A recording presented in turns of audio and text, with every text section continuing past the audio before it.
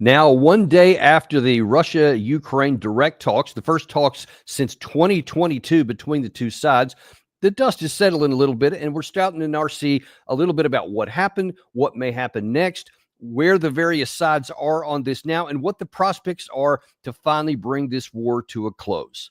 Spoiler alert, not very good if your objective is to end the war anywhere close to where the current lines of contact are. Let's take a look at, first of all, what actually was happening. There were some outcomes of it. Probably the biggest one that both sides actually agreed with and lacked, and nearly the only thing they agreed on, was that they had a 1,000 for 1,000, they called it, prisoner of war exchange. So they're going to be setting that up, and apparently that could happen within the next day or two, depending on how fast they can get the logistics signed up. But both sides agreed to it, and both sides actually seemed happy with that.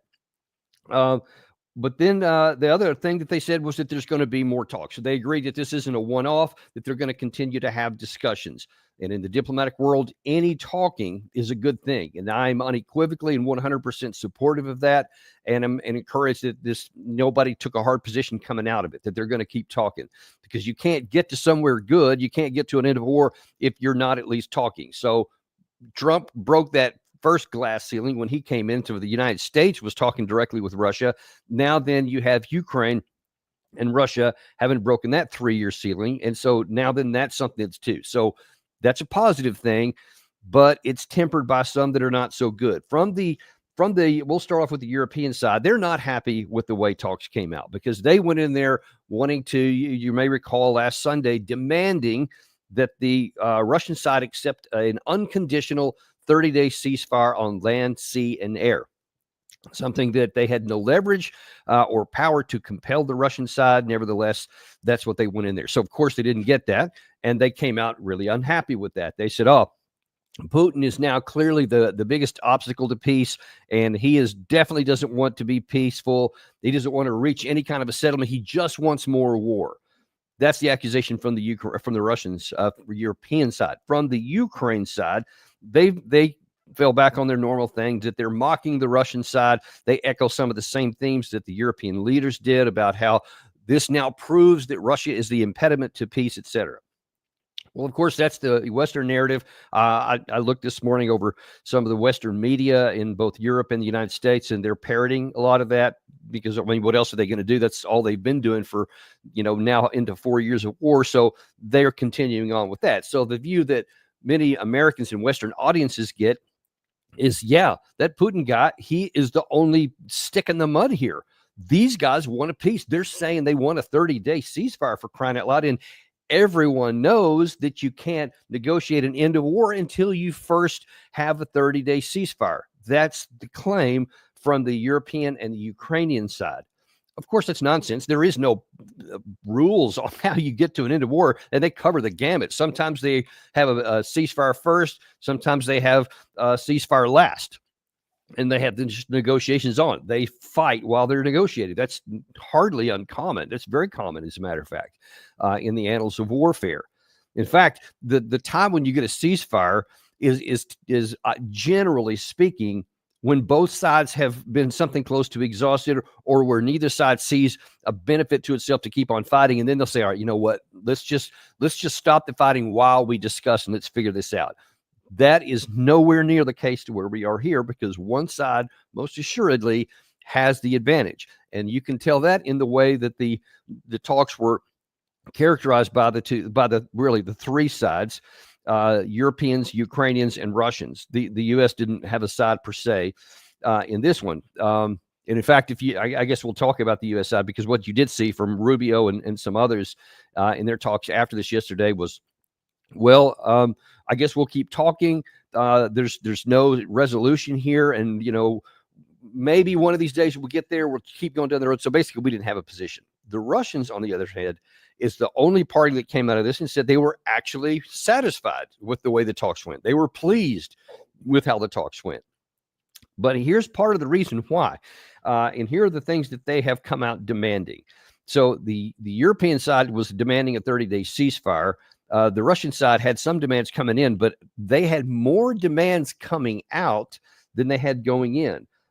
Key among these are they demand the military evacuation of all administrative borders of the 4 oblasts, Luhansk, Donetsk, Kherson, and Zaporizhzhia.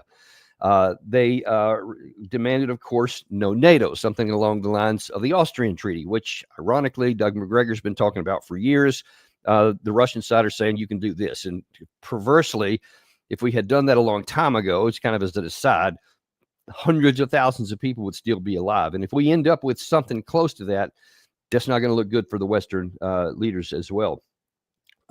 They specifically said there will be no claims for any reparations. That's been talked about by many in the West. Russia says that's not happening, so don't even think about going there. All countries, not just Ukraine, must recognize the sovereignty of Russia in the 4 oblasts plus Crimea. So you recall that Zelensky a month or so ago was saying that we'll have de facto acknowledgement that you have it, but not de jure, not legally. And the only thing that the Trump administration was saying that there would be legal recognition of Crimea alone. Russia is now adding that, no, you will recognize all of them, all 4 of the new oblasts and Crimea. So that's a new demand. Then there also is the rights within whatever's left of Ukraine's sovereignty. They have to agree on protecting the rights of the Russian-speaking people in the remainder of their territories, which, of course, goes back to the Minsk agreements, which goes back to the December 2021 requirements from Russia, goes back to the 2022 Istanbul meetings, etc. It's never been anything different. Russia's repeating all of that now. So you can see that at the end of this, the gap between the two general sides, Ukraine, Europeans, and the Russian and the Americans on this side, and Russia on that side, has grown. So as a result of this first level of talks, the two sides not only did not come together, they went further apart. The Ukraine side basically didn't move. They didn't add anything new, but the Russians added something new. So now the gap between where the sides are is bigger today than it was before, with all of these, especially this, no reparations, public recognition, de jure recognition of now all 5 of those, and the rights of the the Russian people inside Ukraine. Those are all big asks, because that will require, as it did in the Minsk agreements in 2015, for the Ukraine authorities to have to amend their constitution. They never did it before, and short of compulsion, it's hard for me to see how they're going to do it again. So I don't think the Russians have any delusions that these are going to be accepted. I mean, if you hadn't gotten concurrence on the things that they had been demanding from the June 14 terms of last year, you're certainly not going to get it now with these additional terms. What that tells you is that the Russian confidence is growing, and that there's a reason why they feel like they can add these demands and increase the requirements on the other side, because they have the leverage. They have the power to compel compliance, or they have the power to continue on. As a matter of fact, there were some reports in all the media from all sides that the Russian negotiators also, and the Russian negotiators themselves didn't say this in their readouts, but many of the Russian media, Ukrainian media, and even Western media did report that the negotiators on the scene, the Russian negotiators, told their counterparts that if you don't agree to these harsh terms, then the next time it's going to be 8 oblasts, not 4, that they're asking for. And that's something that goes back to, we had John Mearsheimer on our show in December 2023. He said then that if the Western side didn't come to an agreement and didn't accept some of these off-ramps that were offered, that he thinks that that's eventually what's going to happen, that Russia's going to take 8 oblasts. They now apparently codified that in negotiations today and said as much. Now, you're not going to say that unless you are very confident that you can bring it to pass. Because if you just make these bold, audacious claims, but you can't back it up, then not only you're not going to succeed, but you're going to end up paying a price. That's what's happening on the other half of that equation, whereas the Western side is making all these bold and audacious demands, and they don't have the leverage to compel compliance. And that is a key part, because I want to get to that now. In fact, let's look at the U.S. portion of this. I've talked about the Ukraine and the European side. Let's look now at the American side. Now, President Trump came into office during the campaign, he said he could have this over in 24 hours. He said he could then have it after the election. He said, I can have this wrapped up before I even take office. Then he came in, and now it's 100 days. And then in April, we are days away from walking away if we can't figure this out. If the two sides don't come together, there's no point in us sticking any longer. And then the days continue to pass, and now then the weeks have started to pile up. And then now here we are in the middle of May, no closer than we were before. And now then there's not even a timeline. In fact, Rubio, after this round of discussions, just said, well, we'll keep on mediating, even though his spokeswoman said about a week before, we're out of the business, on May 1st to be specific. And now here 2 weeks later, now 17 days later, we're still mediating. We're still flying to all over the places of the world at the drop of a hat, which they said they wouldn't do. So we're continuing to go down the list. Now, there was an interview last night on Fox News with Bret Baier, who frankly asked some pretty hard questions. And oftentimes Fox News is accused of being kind of soft on the president and, asking softball questions. These weren't softball questions. And you can see from the watching here that the president was a little uncomfortable. First of all, let's take a look at what he asked when he said, can you still compel a deal? What do you think's going through Putin's mind? You said get to the table. You said stop bombing. He hasn't stopped bombing. He's not at the table. And what do you think is happening? Well, he is at the table, and he wanted this meeting.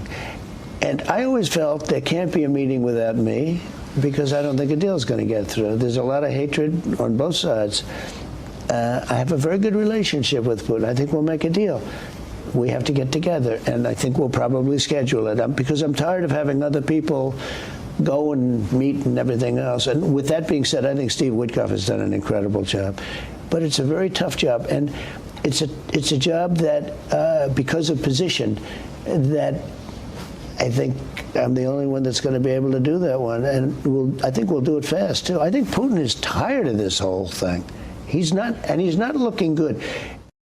Putin is tired of this whole thing. I'm sure that Putin wants the war to be over. I mean, he's said nothing besides that from day one, that he wanted the war to be over. So I think that's fair to say. But that he's tired of it and that he's looking to just basically just wash his hands and get off the table, don't see any evidence of that. And one other troubling thing in that discussion is that he wants to get together with Putin. He thinks he can make a deal. Well, Trump said that, I'm tired of other people. I don't think he meant Witkoff talking to the Russian side and not getting anywhere, because Witkoff is actually, not only does he really like him, like he said in that, but also Witkoff is faithfully moving shuttle diplomacy back and forth between Putin and Trump, and is definitely, I still give Witkoff real props in what he's been able to accomplish in this shuttle diplomacy. But I think that what Trump meant when he said that was the Europeans, especially the Europeans, and of course also the Ukraine side. But then therein is a problem, because if you think you're tired of the Europeans and the Ukrainians being basically obstructionist, and you want to go in with Putin and make a deal, that gap is not going away. If Trump walks in there with Putin, and Putin is over here with these demands that I just showed you that they made on this 15th or 16th, and he's not going to close the gap with the other side. The other side is clearly not going to follow where Trump is, or they would have already have been there. If Trump could have gotten that done and compelled the Ukrainian and European side to go this direction, they would have already done it. But you've seen that even with some, the explosion in the Oval Office in February, and all of the recalcitrant things that have happened since that time, they're not moving, as evidenced by where they were after the talks yesterday.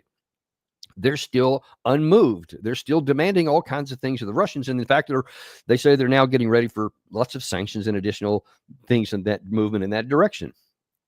So if Trump thinks he's going to go in there and have a one-on-one with Putin to, quote, solve it and end the war, he's going to have to do something different, because none of the folks on this half of the equation have any interest in doing that. So if Trump goes in and negotiates something that they're not willing to sign up for, then that's not going to work out very well, because if Russia expects them to comply with this list of demands over here, and there's no evidence that Trump or anyone else is going to get Putin to move off of this, Maybe he can move an inch or two somewhere, but very, very little. You need miles on the other side to move. And I just don't see expect this. So any expectation that this war is coming to an end pretty soon is probably not going to be realized.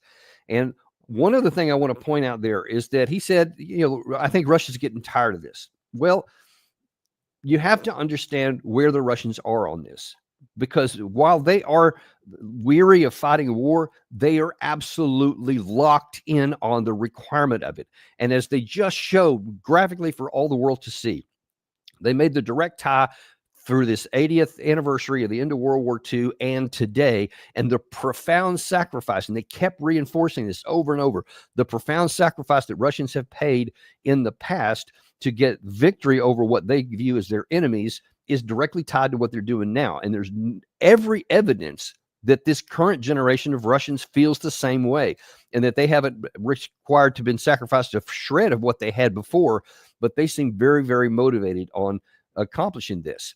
And if you want to more direct from the horse's mouth, here's Sergei Lavrov just yesterday explaining why the Russians are fighting now.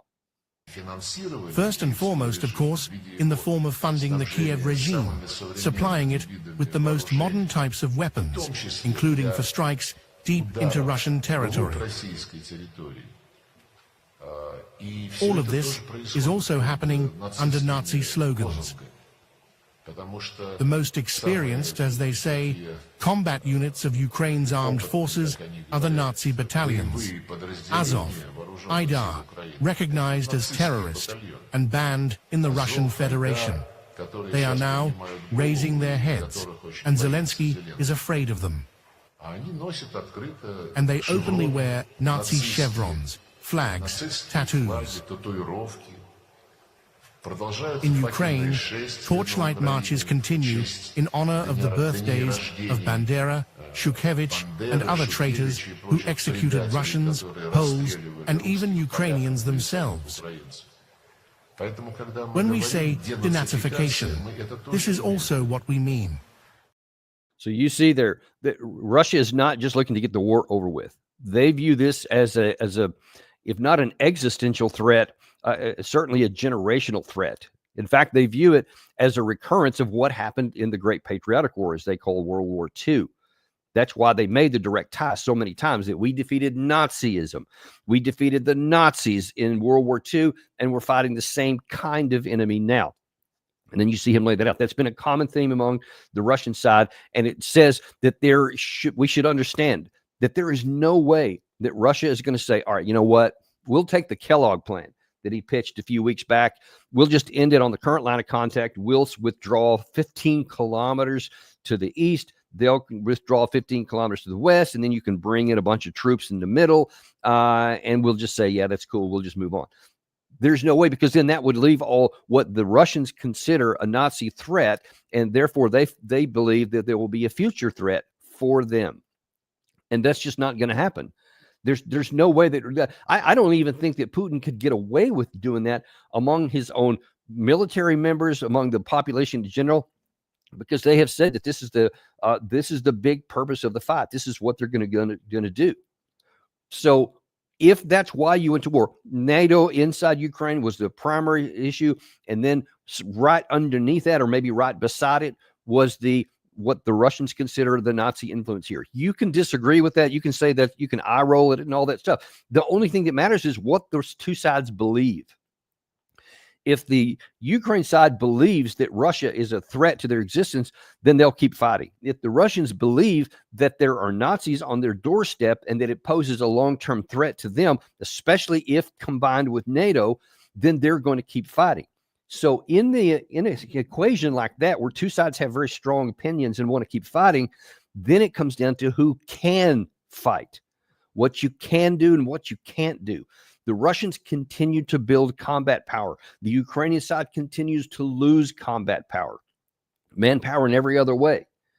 So we're in a situation now to where the two sides are irreconcilable in their objectives, but one side is still on the dominant position in capability and growing so.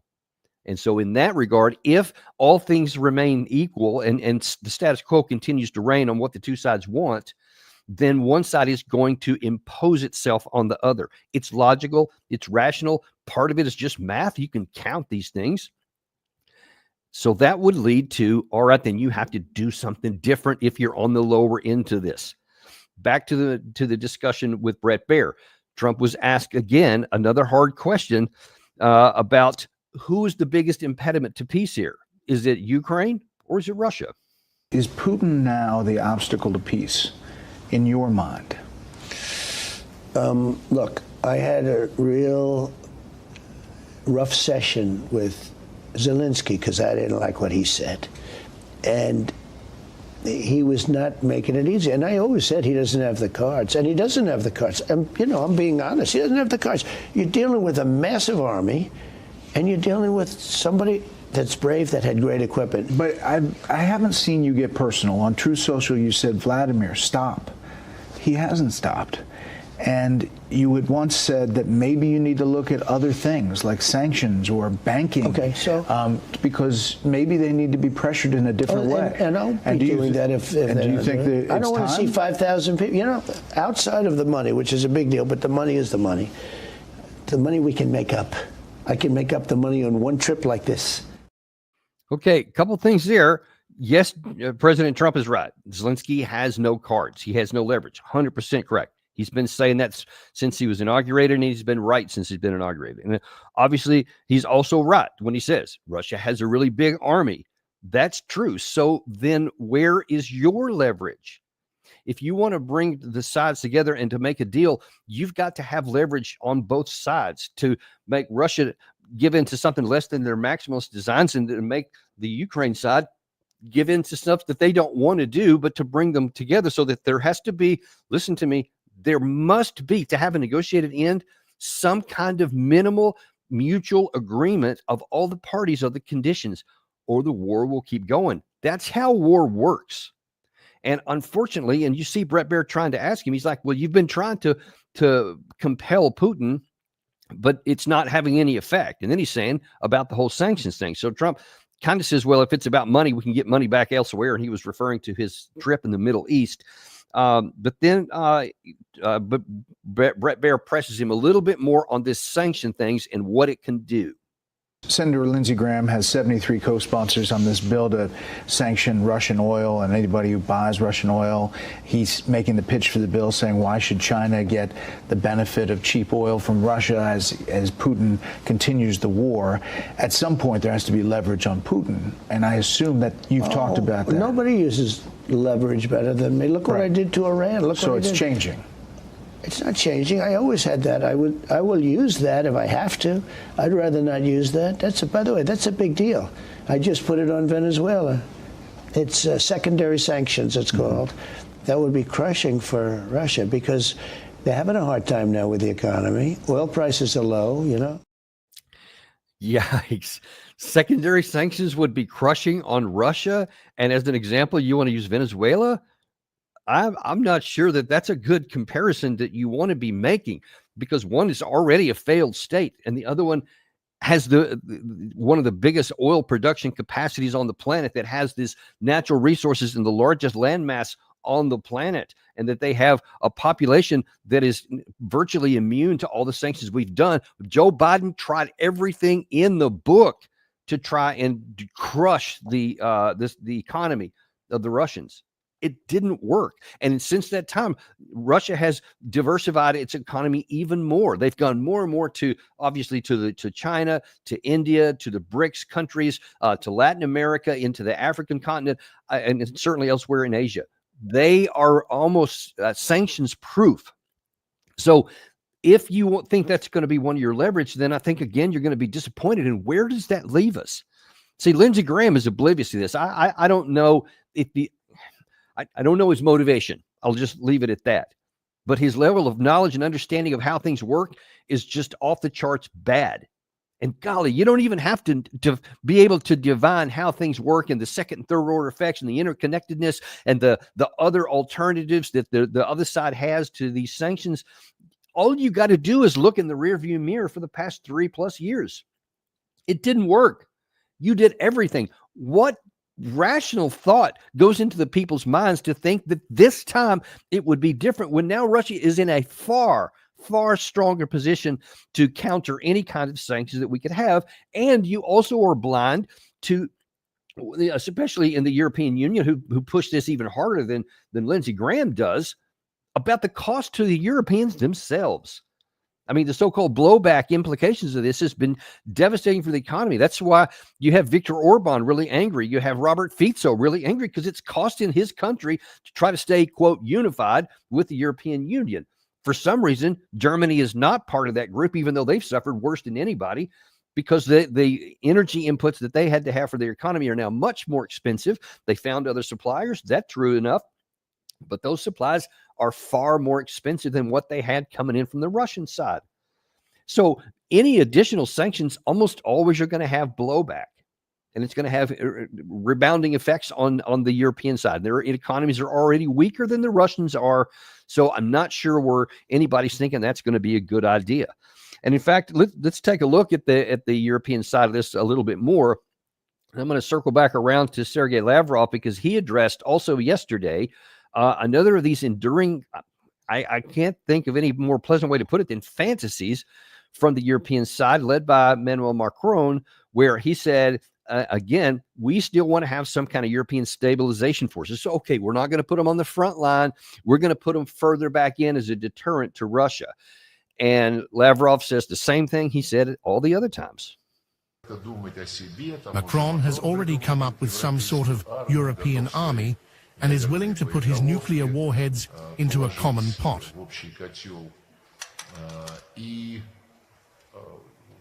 According to our information, their internal discussions continue along the same lines. We must not stop mobilizing Europe against Russia. In this sense, Ukraine is an invaluable tool.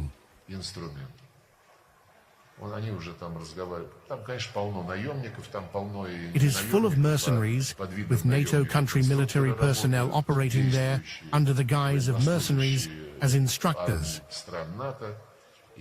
Now they also want to deploy stabilization forces there.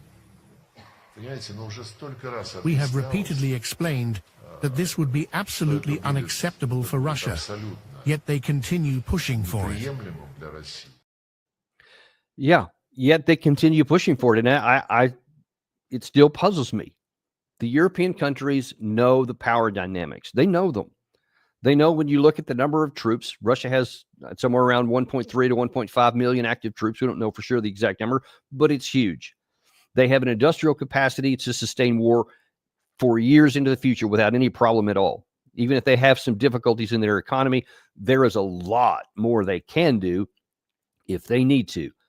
On the Western side, they don't have that capacity. Their armies are much smaller, even in conglomerate altogether, even though the numbers may be close on paper. They are radical. They're miles away in capacity because they don't have the ability to sustain combat.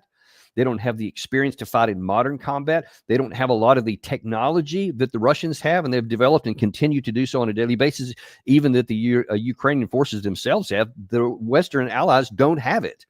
They have only a small number of drones, counter-drone capabilities, electronic warfare. They could probably get some help from the Ukraine side there, but they are way behind on the power curve of learning this. So if you're talking about an actual comparison between the Russian and the Ukraine and the European side, it still comes out beneficial to the Russian side. That's just the truth of it.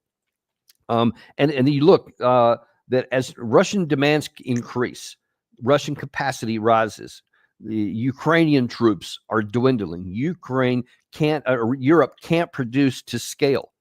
Listen, those are the realities here.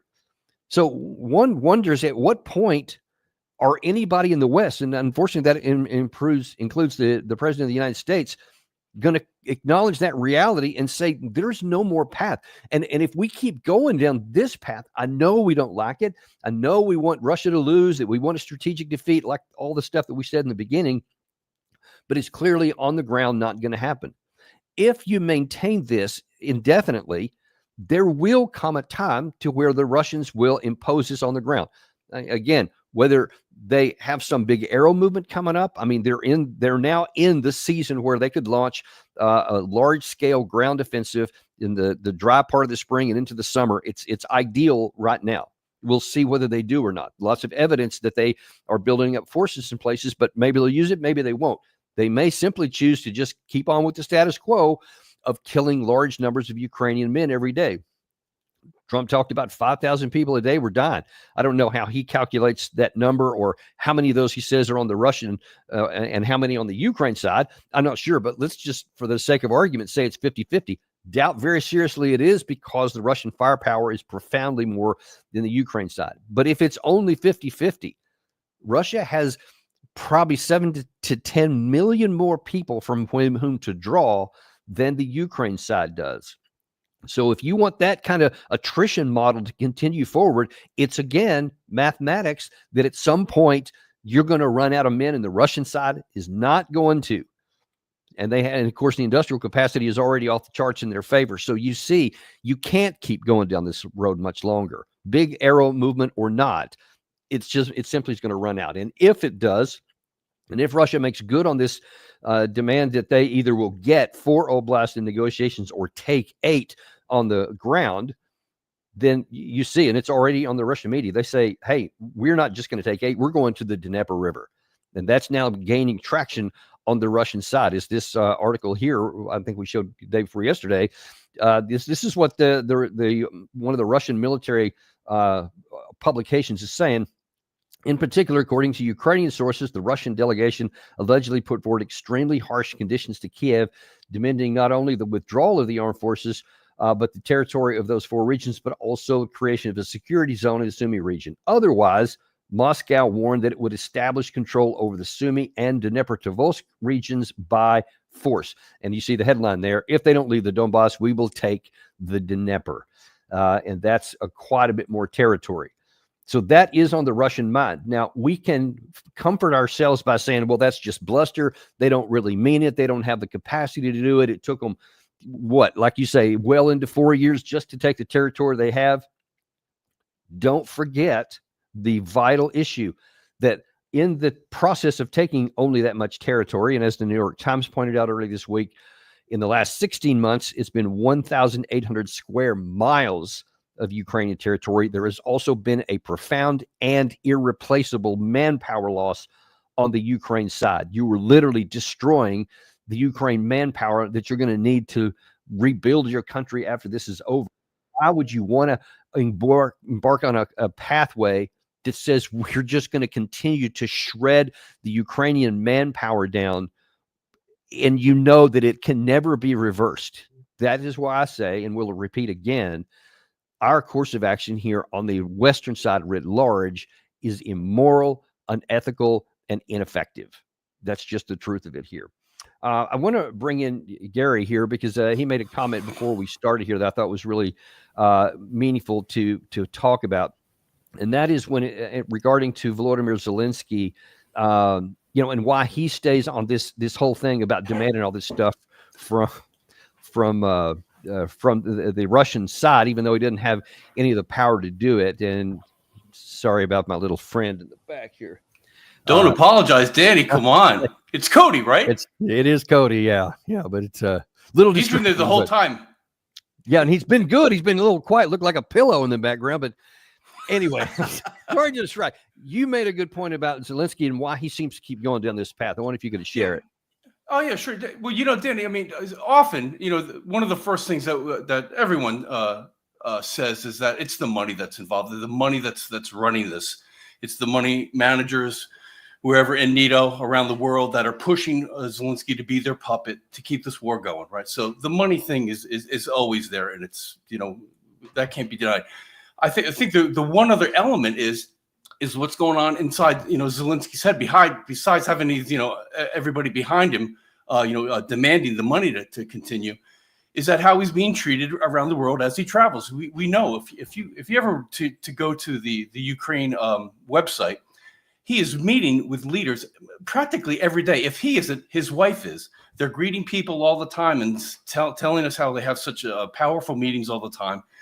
And then when Zelensky does travel, and this isn't the first time we've seen this, the reception that he's get is it's mind-boggling. I mean, who could resist the adulation that he gets and the receptions that he gets? It's, you know, I think if there's any self-doubt in Zelensky's mind, you know, when he lays down at night as to what he should do, all he has to do is think back on this. And everybody treats him and eggs him on to don't stop. And I think that plays plays into his head. And to, you know, not that he needs it. And listen, he's got a lot else going for him, you know, as far as the money and everything else that we've talked about. But I think this also plays into his head as to how he believes he's doing the right thing. Yeah, I think that there's no question that that's accurate. It just is.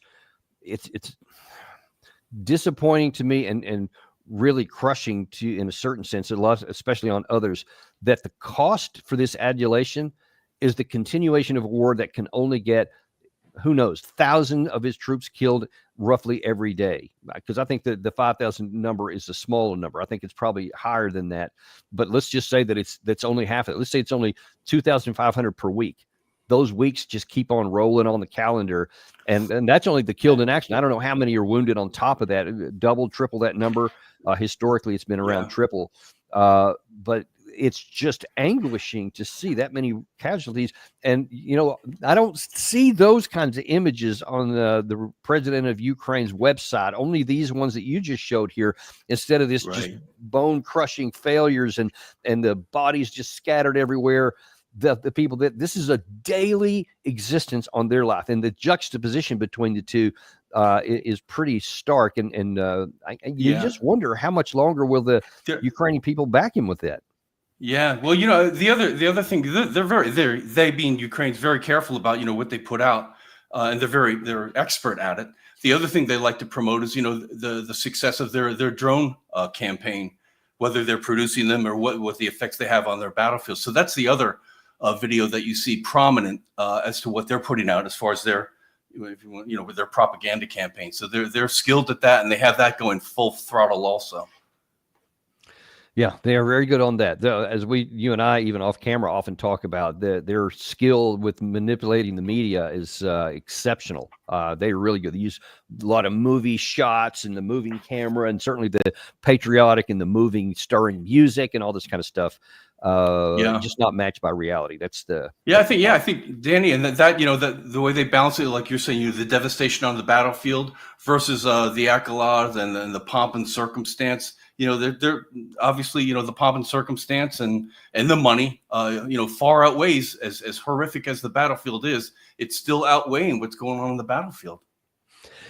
Yep. Well, that's going to continue as long as it continues. And then one day it won't. One day it'll be like a Baghdad Bob kind of a deal, to where, for those who may not know, you can Google this. Baghdad Bob was a spokesman for Saddam Hussein, who famously kept contradicting everything that the Allies were saying about progress in the war, to the point that one day he's like on the streets of Baghdad, as I've heard, saying, nope, there are no tanks in Baghdad at all. And then all of a sudden there's tanks coming around the corner, something like that. But then the images couldn't be denied any longer. And once they couldn't, then all of a sudden he disappears into the shadows, never to be seen again, at least in his official capacity.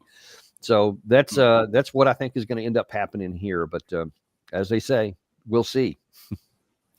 One thing I want to kind of shift gears here a little bit in the remaining time we have, and address another issue. And this is one where Gary and I don't see quite eye to eye. So I thought we'd give people a chance to, you know, come up to their own mind. That's one of the things we like to do here, is we put out information, and you get to come up to whatever conclusion and decisions you want for yourself. And that is on the Middle East and what Trump is or is not doing to bring that war to an end. First of all, I want to show you, this is Scott Jennings on Bill Maher. I think it was just yesterday, where he was talking about President Trump being someone who is looking for peace before war, as opposed to war before peace, which is the neocon thing, which has been really in effect for decades in the United States going into this. And he says that he believes there's a real change. Something about the Republican doctrine that is fascinating to me. I've been in the party for 25 years, working in it. We've always been war and peace. I think Trump has changed it to peace and war. He talks about peace more than he talks about war. He's still hawkish enough to bomb people that need to be bombed, like the Houthi rebels. But I get the feeling he's responding to all these new inflows of constituents to the Republican Party. Maybe they were Democrats before, maybe they weren't even political before, but they would much rather hear an American president talk about peace. And the banner in the Middle East at his rally this week said, "Peace through strength," which is probably one of the most enduring slogans from the Reagan era. He doesn't agree with him on everything, but on that, I think he's right. But putting peace ahead of war, pretty popular with the American people. Well, I was on this. Okay, I really like that last part because that didn't appear to be a scripted or expected thing where the crowd starts cheering when he says, "I think it's a popular among the American people." Especially Bill Maher's crowd, right? Yeah. Yeah. So they seem to really think that, I think you really hit on a nerve there positively, that the Americans do want peace above war.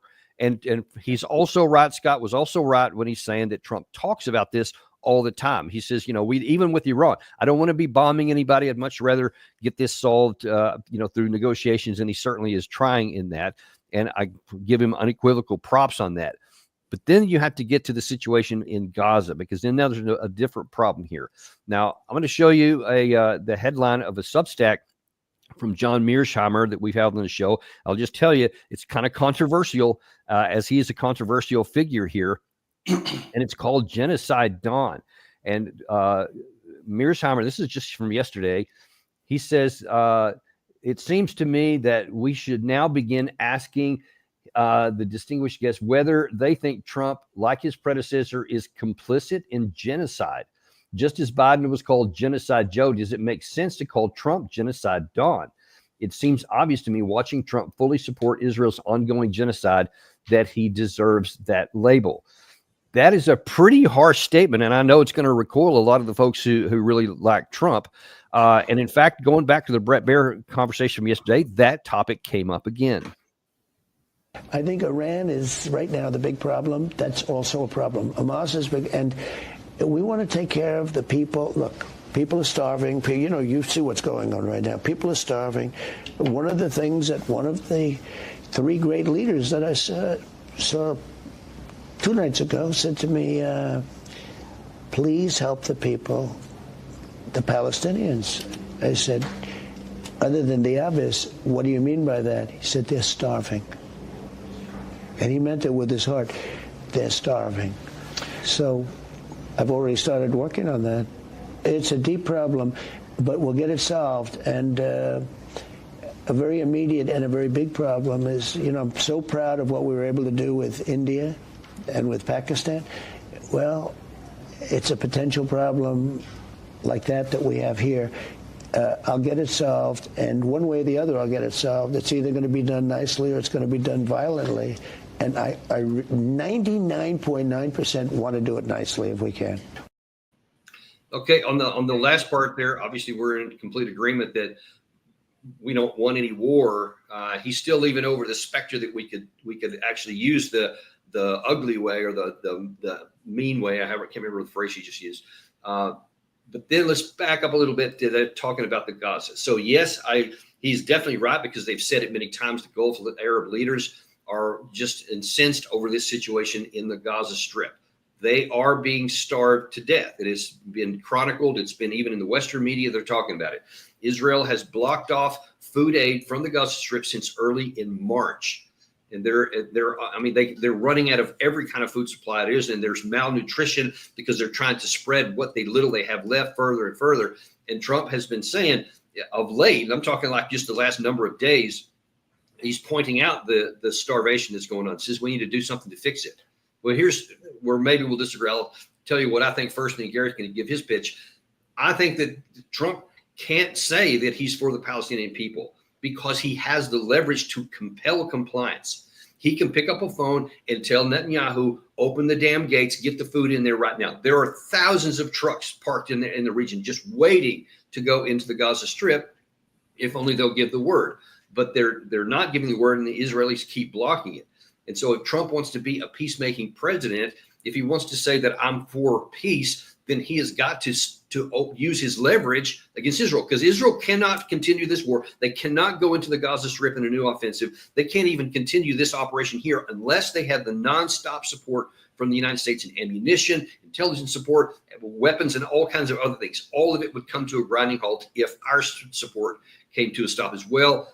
and he's not using that leverage. So that is one of the things that gives me a problem. Gary, what do you think? Yeah, I agree. Hey, Danny, check your microphone. I think you reverted back to your other mic. So just check on that. I think that's what happened. And we'll take it from there.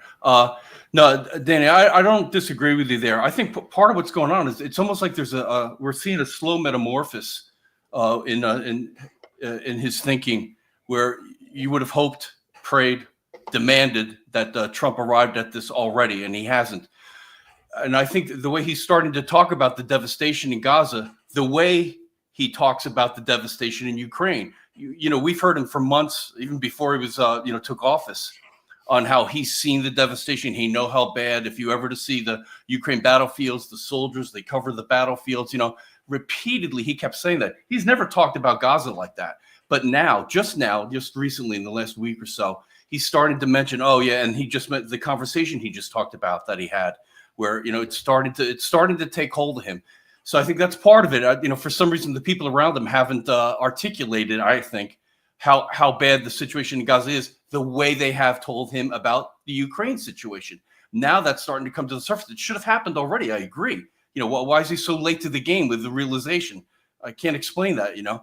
And I think the other thing that maybe Trump is subtly conflicted in is that we've heard the other plan that he has, you know, turning the Gaza into the paradise that it should be, kind of thing. So that has been waiting. He actually thinks, you know, that's something that he can move all these people out, move the Palestinians out, and create this Shangri-La. So I think, you know, maybe his grip on that idea is starting to loosen also, that the possibility, the reality of trying to pull that off, it's not going to happen. So I think, you know, we're seeing this metamorphosis happen. And again, like you said, he could just call, Netanyahu today and say, knock it off, open the gates, put the food in, you know, stop it. And he should be doing that. And let me just pop this up on the screen here. This is news out. Let's see, what's the date on this? Yesterday as well. This didn't get a lot of notoriety. I just saw it late last night, but this is complicating the situation. We just got to be honest here. Let's see. There we go. Trump administration working on a plan to move 1 million Palestinians to Libya. Details are murky. No final agreement has been reached, but the plan is under serious consideration. That the administration has discussed it with Libyan leadership. Now, Dan, put that back up. We can't see it yet. Just reload it for us. Oh, okay. It's showing up on my screen. Okay, then we got it. Okay, I don't see it. That's okay. Go ahead. Oh, that's interesting. I wonder if anybody else did. Somebody in the chat here. Y'all tell us if y'all see that or not. But in any way, whether it's there or not, that's what's being reported right now. That that we're actually considering moving half the population out of there to Libya. Now, I don't know whether that would happen. I don't know whether there's even any possibility of that. But the problem is that by even talking about that, you're basically saying we're ready to work with Israel to do what Israel wants, which is to get the Palestinians out. That's been their plan and their desire for decades, many decades before. And that's not getting food aid in. And if there's any conversation with that, then I think morally, that Trump should use his leverage today, pick up the phone and say, open the gates. We'll talk about this other stuff separately, which I think is a huge mistake. But at least stop starving the people right now. Because you can feed them and move them, can't you? Can't you do both? Yeah, well, I mean, you can. Of course, now I would certainly argue that moving them is also the wrong answer because they don't want to be moved. I don't know how they would get that done or if they'd be willing to. And even then, logistically speaking, then what for the other million people in there? What about the people in the West Bank? You see, this is an incredibly complicated problem. And the issue that I have is that we have some leverage here, but that we're not using any of it. I have the same problem in the Russia situation. We have leverage over the Ukraine side in this case to say, look, come to an agreement here. We're not going to support anything if you guys keep going down this path. But instead, we keep the door open with actually a couple of little bits of, F-30, F-16 help here, 350 million, 50 million there, air defense here. We're just trickling it out, which doesn't make much difference, but it allows him to keep going instead of using his leverage. Because I got to ask, what do you think, Gary? When he said, when Rubio went out on behalf of the president on the 18th of April, so now almost a full month ago, and said, we're days away from walking if we can't get the sides together. But now it's over a month and that talk's off the table now. What do you make of that? Yeah, can only make of it, what's being put before us is that they've retracted, they've backed off of what their original. It's almost like a threat of sorts, that they're fed up. We recognize your threat. You're fed up. Okay. So then act upon it, and then they revisit it, rethink it, and maybe we were overthinking it. We shouldn't have been so brash to be willing to just walk away like that. Where that still seems to be the best option at this point in time, because staying in and mediating isn't working either. Yeah. And, I think, and by the way, I want to be clear, I'm not opposed to Trump. I'm not an anti-Trumper by any stretch. If anybody's watched our channel for any amount of time, you know that when he does something that's good and proper, I'm the first one to applaud him. I did a show just the other day on his comments that he made in the Middle East in there. But because we're unintimidated and uncompromised to tell you the truth, we have to tell you all the truth on whether it's Biden, Trump, or whoever may come next. But I fear, and this is in the last few minutes we have here, Gary, I kind of want your thoughts on this to the extent that I worry that the president's supporters may start to get a little bit antsy because they're saying, wait, you keep promising all this stuff and you're not making good on the big stuff. Terrific that you got these trillions of dollars of deals in the Middle East, nothing but accolades for that. But on these other big issues, they're not going away and they're not going in our direction. And I think that Trump is going to be in a really tough position coming up soon, that if he doesn't take some kind of demonstrative action, especially in the Russia-Ukraine war, but also in the Middle East situation there with Gaza, that he's going to be seen as powerless. And even his supporters may start to say, hey, wait a minute, you got to do something because otherwise they're just playing you one way or the other. How do you see that dynamic among his supporters? I think the whole idea of him being, the master deal maker, obviously that's been quite tarnished already, and it's not going in the right direction. So I think he's already taken that hit. He's already had to, eat his humble pie, from what as you described, promising to get this deal done before he was in office, then within 100 days, and now here we are 4 months into it, and we're still, we're not any further down the road of agreement than we were before he got into office. So I think he's already taken that hit, Danny. As far as his followers go, I don't know. I think that his followers, and listen, they're a devoted bunch, right? And I say that affectionately, that they're not gonna turn their back on him quickly. Let's put it that way. I think there's plenty of people ready to to go on the attack for him being incompetent and trying to bloviate his way through this whole thing. And your bloviation isn't working any longer, right? You can only make these promises so long until they get revealed for what they are, nonsense. So yeah, something's going to have to happen. And hopefully, and I think that there's two events in both of these cases that is putting a timeline and a limitation on Trump's ability to just keep on going on without making decisive action. If large numbers of people in Gaza start literally dying of starvation, and now then there's bodies emaciated like from the Holocaust or something, and they're dying in large numbers, or in the Ukraine side, if Russia finally does something like a big arrow somewhere, or there's simply a collapse in the war somewhere, and all of a sudden Russian troops start flooding in and nothing's going to stop it, then he's going to be compelled. You have to do something, or then it's even his supporters are going to start saying, wait, this criticism is right. So I think the time is limited where he's going to have to make a decision hard one way or the other in both cases. Danny, I think that's been part of the problem. It's been such a slow burn in a sense, the way things are, it's been incremental. And then because it's been happening, so slowly in a sense, at least in the terms of our world as to how we see things, if you're there, it's not happening slowly, but for the way it's unfolding, I think that's been part of the problem. And you're right, where maybe we need to see something catastrophic have to happen for there to be any real movement in the directions that we'd like to see it go in. And, ironically, if Trump wanted to buy himself political time, his best move is to open the gates and get the food in there right now, because then you can move that issue of potentially starvation deaths in large numbers.